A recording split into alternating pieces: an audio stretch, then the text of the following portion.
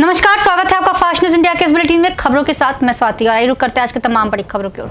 तो सबसे पहले खबर यूपी के कासगंज जिले से। यूपी के कासगंज जिला के कासगंज थाना के नगर पालिका में शासन व प्रशासन के आदेशानुसार नगर पालिका में कोविड-19 के सैंपल लिए गए। चेयरमैन के पुत्र से हुई बातचीत में बताया गया कि सभी की सुरक्षा को ध्यान में रखते हुए कोविड-19 के सैंपल लिए जा रहे हैं। सीएमओ प्रतिमा श्रीवास्तव एवं स्वास्थ्य विभाग की टीम द्वारा सैंपल लिए गए। नगर पालिका में लगभग 50 से ज्यादा कर्मचारियों के सैंपल लिए गए हैं। देखिए कासगंज से संजय सिंह की रिपोर्ट। जो सैंपलिंग हुई है कोविड-19 की, तो उसके बारे में आप क्या बताना चाहेंगे? कोरोना महामारी को देखते हुए आज नगर पालिका कासगंज में हमारी में 55 से 60 के बीच में हम लोगों ने सैंपलिंग करवाई है। बाद बाकी हमारे जितने भी सफाई कर्मी हैं, सफाई नायक हैं और ट्यूबवेल का स्टाफ है, बिजली का स्टाफ है, बाद बाकी हम सारे ही अपने स्टाफ की सारे ही कर्मचारियों की जांच आगे कराएंगे। अभी फ़िलहाल 55 से 60 सैंपलिंग हो चुकी है। अच्छा सर, सीएमओ मैम भी मौजूद थी वहाँ पर? जी। तो सीएमओ मैम ने भी आकर देखा कि सैंपलिंग हो रही है और सही तरीके से हो रही है। उन्होंने भी आके मतलब सारा चेक किया। उत्तर प्रदेश के प्रयागराज जिला के वरिष्ठ पुलिस अधीक्षक अभिषेक दीक्षित ने मीडिया को जानकारी दी। कोविड-19 संक्रमण के दिशा निर्देशों का पालन करने के लिए प्रयागराज पुलिस को निर्देश दिया गया।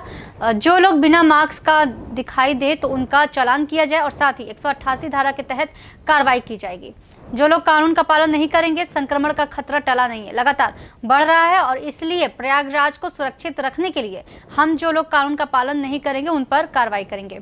देखिए प्रयागराज से कुमारी मनोज सिंह की रिपोर्ट। के लिए, उनके परिवार के लिए, समाज के लिए संक्रमण का खतरा अभी उतना बना हुआ है। जो कोई भी दिशा निर्देशों का पालन नहीं करेगा उसके खिलाफ उचित वैधानिक कार्रवाई की जाएगी। निरंतर इस कड़ी में धारा 188 के अंतर्गत मुकदमे दर्ज किए जा रहे हैं और जो लोग फेस मास्क नहीं लगा रहे हैं उनके खिलाफ उनका चालान काटा जा रहा है।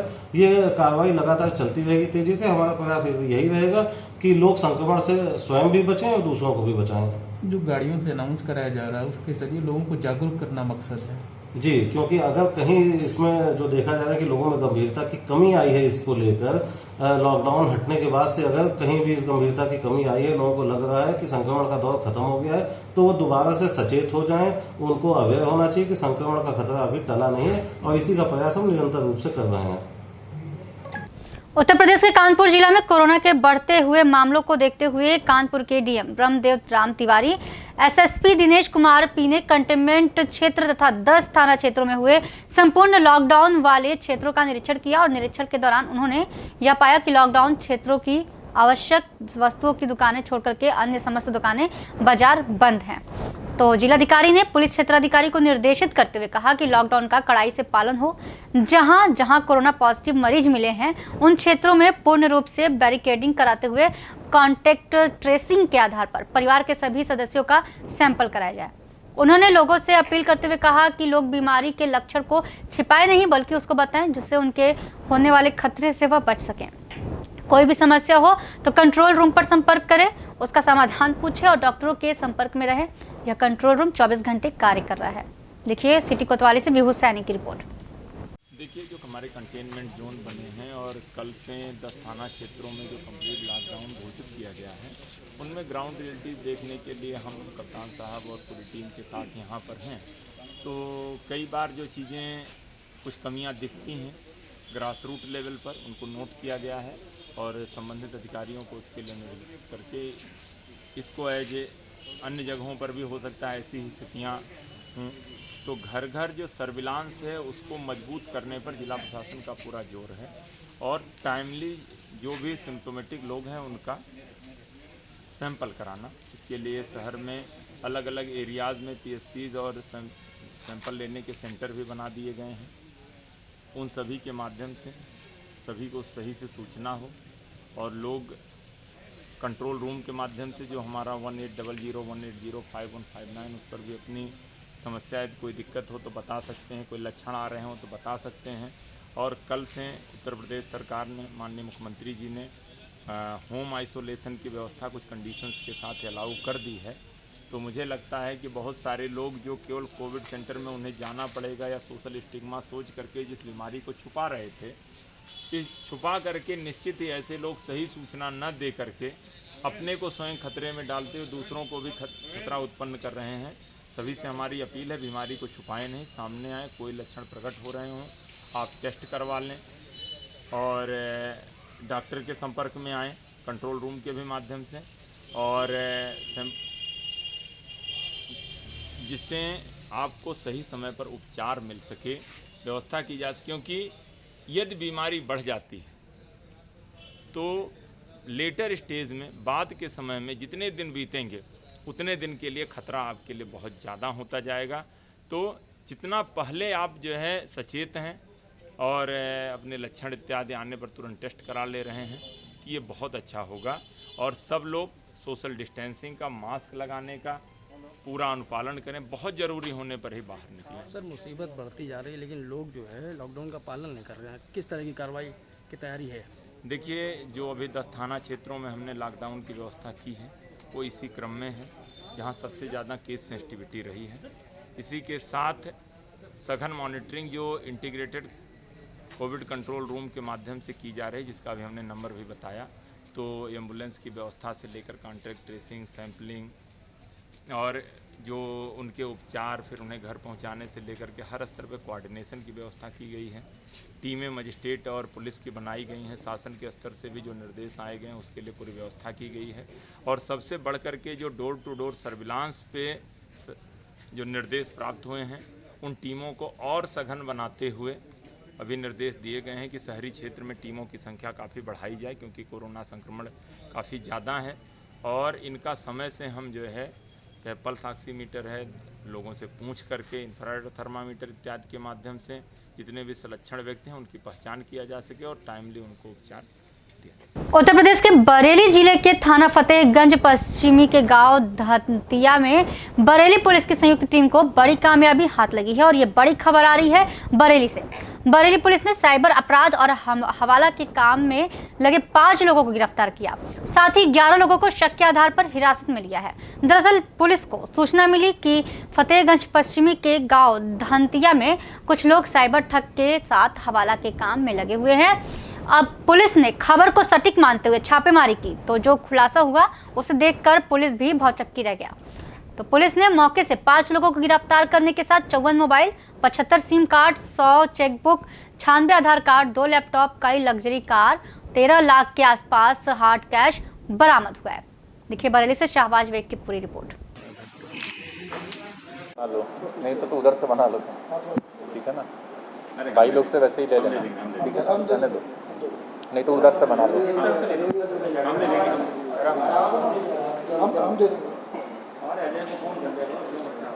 सर जानना चाहेंगे कि खुलासा किया है, क्या खुलासा है, किस तरह से ये लोगों को अपना शिकार बनाते थे? पुलिस अधीक्षक अभिषेक वर्मा और इनकी टीम ने जिसमें थाना इज्जत नगर और बारादरी की पुलिस थी, इन्होंने एक अत्यंत सराहनीय कार्य करते हुए 5 लोगों को गिरफ्तार किया है, जिनके नाम वारिस, रफ़ीक, राशिद, आरिफ और जमशेद हैं। फतेहगंज पश्चिमी में ये ऑपरेशन किया गया है और इनके पास से भारी मात्रा में कैश, ज्वेलरी, लग्जरी गाड़ियाँ, ATM cards, passbook, chequebook, mobile phone, SIM card बरामद किया गया। ये जो अपराधी हैं ये साइबर फ्रॉड करके जो है लोगों से ठगी करते हैं और इनका एक अंतर्राज्यीय गैंग है, जिसमें जिन अपराधियों के बारे में मैंने बताया वो दिल्ली, जयपुर, हैदराबाद इत्यादि अनेक जगहों से जेल जा चुके हैं।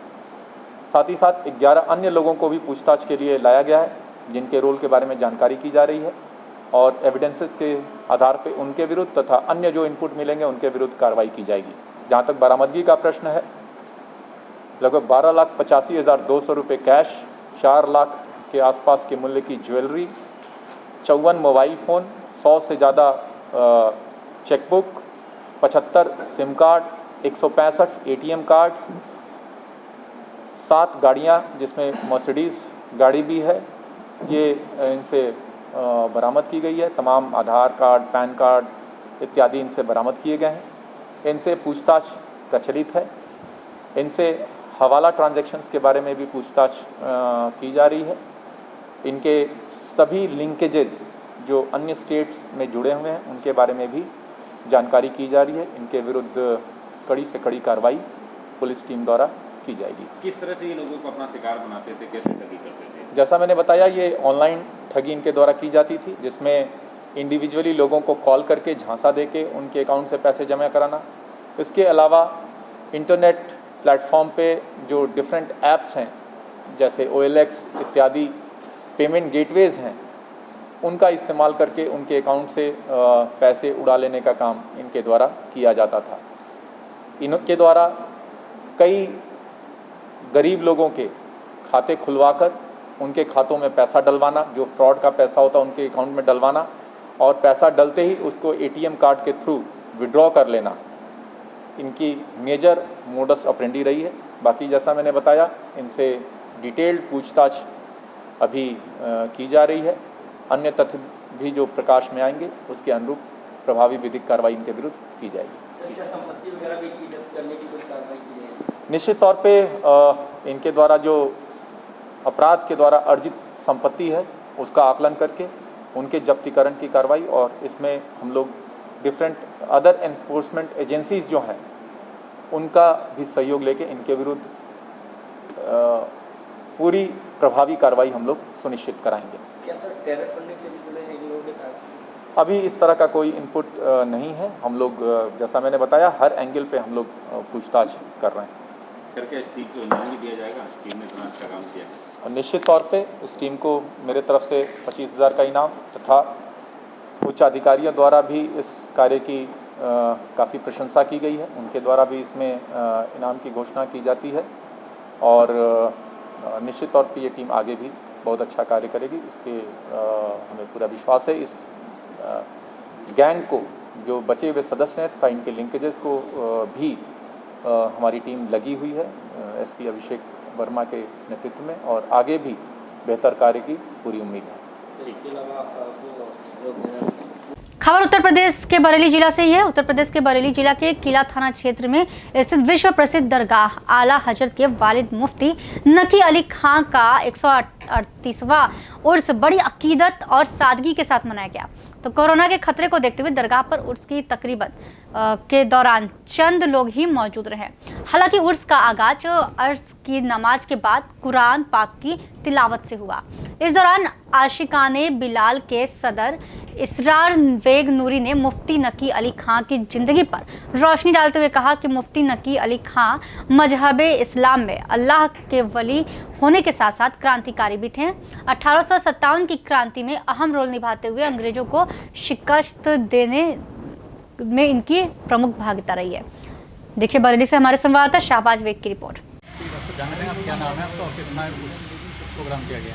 मेरा नाम डॉक्टर इसरार बेग नूरी है, और हर साल की तरह इस साल भी मैंने उसका एहतमाम किया, लेकिन फ़र्क ये रहा कि लॉकडाउन की वजह से जो है वो परमिशन नहीं मिल पाई, और सिर्फ 5 लोगों में कुल का एहतमाम किया गया। आप आला हज़रत के वालिद गिरामी हैं।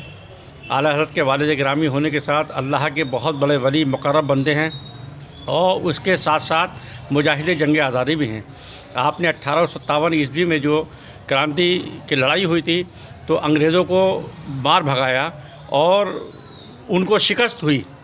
आपका लोहा अंग्रेज़ों ने भी माना, क्योंकि ये अल्लाह के वली थे और अल्लाह के ऐसे मुकर्रब बंदे कि इनका कुछ जवाब ही नहीं है।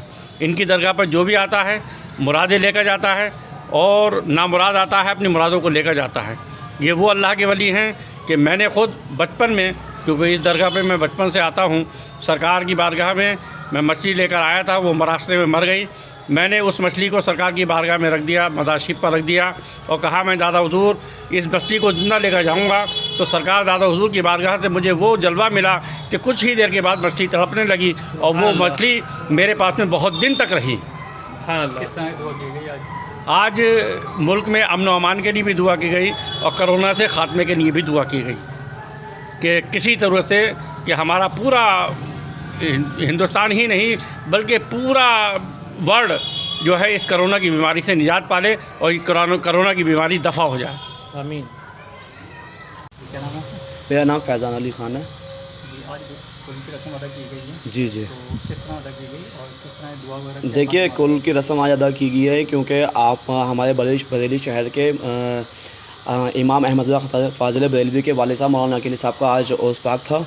और क्योंकि लॉकडाउन चल रहा है, सब जगह परमिशन हो नहीं पाई थी, इसलिए सिर्फ 5 ही आदमी ने बैठ कर मुकम्मल तरीके से फातह पढ़ी हैं और किसी बात की कोई परेशानी ना हो, किसी बात की कोई दिक्कत ना हो, तो इसीलिए ज़्यादा भीड़ हमने इकट्ठी नहीं की यहाँ पर। और सारे शहर के लिए दुआ की है, सारे मुल्क के लिए दुआ की है कि कोरोना से हम लोगों को निजात मिले और हम लोग सही सलामत अपने अमान में ज़िंदगी जी लें। तो थे अभी के समाचार, आगे कुछ खास खबरों के लिए बने रहिए फास्ट न्यूज़ इंडिया के साथ। धन्यवाद।